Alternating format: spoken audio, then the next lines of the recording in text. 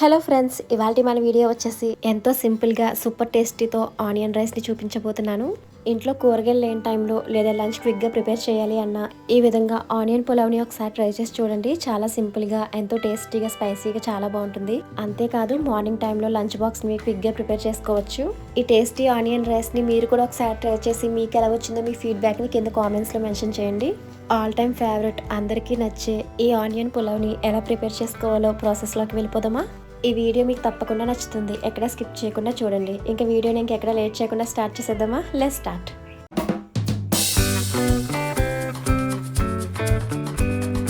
ముందుగా ఒక బౌల్ తీసుకుని అందులోకి ఒక గ్లాస్ వరకు బాస్మతి రైస్ని యాడ్ చేసుకుంటున్నాను. బియ్యాన్ని బాగా శుభ్రంగా కడిగి పెట్టుకోవాలి. బియ్యాన్ని బాగా శుభ్రంగా కడిగి పెట్టిన తర్వాత బియ్యం మునిగేంత వరకు వాటర్ని వేసుకుని ఒక 15 మినిట్స్ వరకు నానబెట్టుకోవాలి. నార్మల్ రైస్ కనుక మీరు యూజ్ చేసినట్లయితే నానబెట్టుకోవాల్సిన అవసరం లేదండి. నేను ఇక్కడ బాస్మతి రైస్ని తీసుకున్నాను కాబట్టి ఒక 15 నిమిషాలు నానబెట్టుకుని ఉంచుకుంటున్నాను. ఇప్పుడు స్టవ్ మీద ఒక ప్యాన్ పెట్టుకుని ఆయిల్ని యాడ్ చేసుకోవాలి. ఇక్కడ నేను ఆయిల్తో పాటు కొద్దిగా నెయ్యిని కూడా యాడ్ చేసుకుంటున్నాను. నెయ్యితో ఈ ఆనియన్ పులావ్ని ప్రిపేర్ చేస్తే చాలా టేస్టీగా ఉంటుందండి. అలాగే ఇప్పుడు స్పైసెస్ని యాడ్ చేసుకుందాం. 3 బిర్యానీ ఆకులు తీసుకున్నాను. అలాగే 2 లామ్ మొగ్గలు, మరాఠీ మొగ్గ, అలాగే స్టార్ ఫ్లవర్స్ 2 తీసుకున్నాను. 2 యాలకులు, ఒక అనాస పువ్వు. ఆ విధంగా స్పైసెస్ని అన్ని యాడ్ చేసుకుని బాగా ఫ్రై చేసుకోవాలి.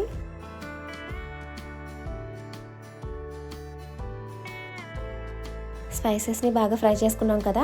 ఇప్పుడు 1 కప్ వరకు ఆనియన్స్ని వేసుకుంటున్నాను. ఆ విధంగా ఆనియన్స్ని సన్నగా కట్ చేసుకుని వేసుకోవాలి. ఆనియన్స్ కూడా గోల్డెన్ బ్రౌన్ కలర్ వచ్చేంత వరకు దోరగా వేయించుకోవాలి.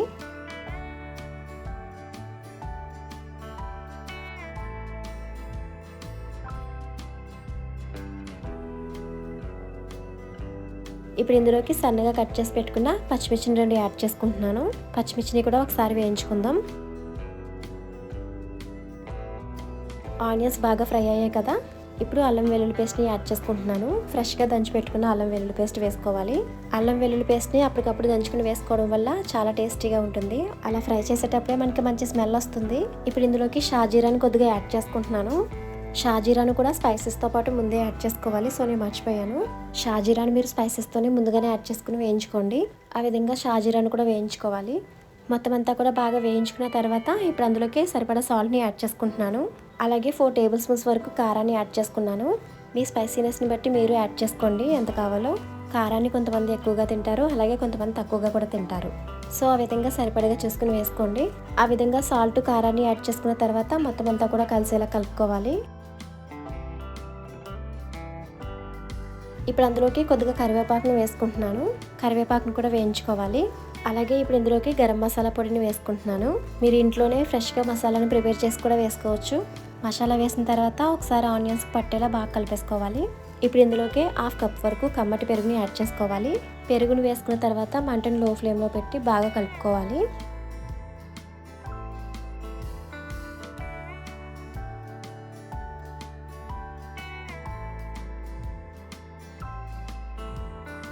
ఇప్పుడు ఇందులోకి మనం ముందుగా నానబెట్టి ఉంచుకున్న రైస్ని యాడ్ చేసుకోవాలి. రైస్ని వేసుకున్న తర్వాత స్లోగా కలుపుకోవాలి. రైస్ని ఆ విధంగా 2 మినిట్స్ ఫ్రై చేసుకుంటే చాలా టేస్టీగా ఉంటుంది.